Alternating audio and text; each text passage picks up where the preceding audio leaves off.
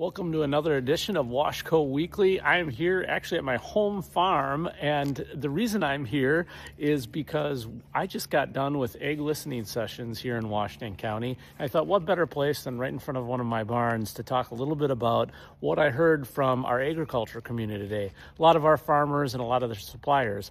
And it was an abundance of things. Very interesting conversation. I think this was the 6th egg listening session we've had since I've been county executive, and lots of really important feedback, and some things you're probably not going to be terribly surprised about. But first of all, I want to take the moment to remind everybody that it is planting season in Washington County, and you got to be patient with our farmers as they move their large equipment.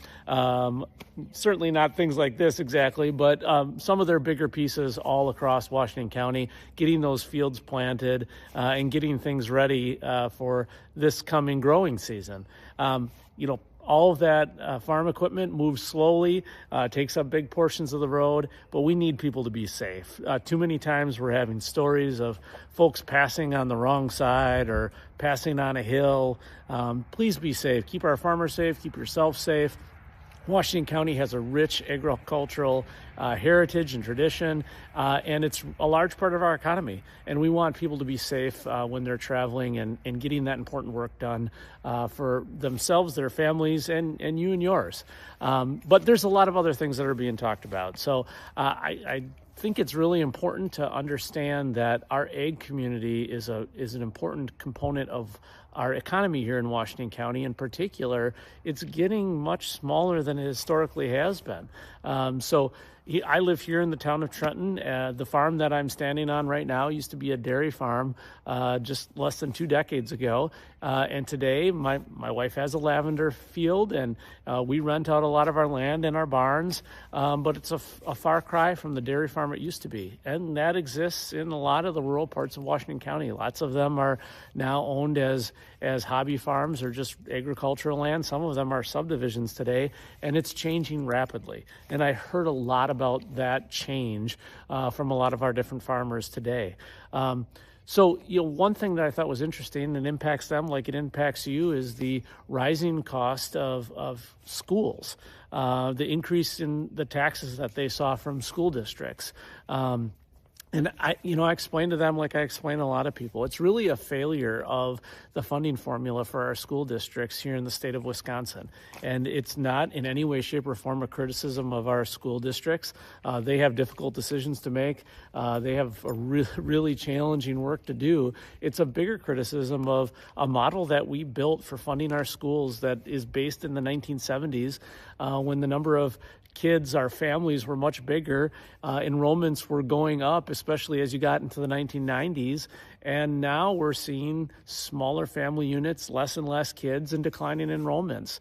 It's compounded with the competition, whether it's public school to public school versus parochial school, public school versus charter school, public school versus homeschool. There's a lot of options for families and children to be able to be educated, and that makes all of this funding discussion even harder. And the worst part of it is, here in a place like Washington County, we are very blessed, we are very property rich, and so you'd think less students, less schools, less expense, when the reality is, because of that funding formula, less students, less kids, more property taxes. Believe it or not. A big part of the solution that we have to focus in on collectively as a county is making Washington County a place where families want to be, where they want to grow. We want to have more kids because it helps drive down the cost of educating, and it drives down the portion that property taxpayers are responsible, and helps bring in more state tax dollars to be able to pay for all of it to happen. So that was one big, long discussion and a big part of what we discussed. Another really important part of what we talked about is what we're seeing on the immigration front. Sheriff Schulteis gave a very nice presentation about what it is that he's doing, how he cooperates with ICE in terms of the detentions and things of that nature, having a better understanding of how the whole process works. Maybe you don't know this, but we use the same process today as we did back in 2014 when President Obama was in office. There's been a few modifications, but it's largely the same thing. Different politics, no doubt. But nonetheless, procedurally, trying to keep people safe, trying to do the right thing.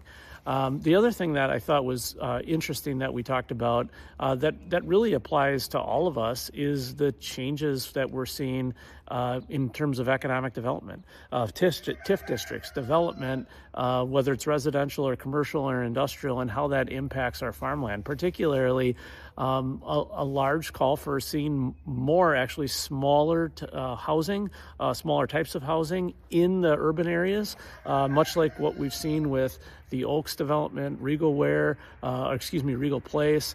Those are things that, have kind of infill approach and also contribute back to what we talked about before, and that is having more families come to Washington County. So lots of really great discussion about the state of agriculture here in Washington County, and a huge shout out and thank you to all of our farmers, all of those in our ag community and their suppliers. You're a super important part of the Washington County community, and you're appreciated.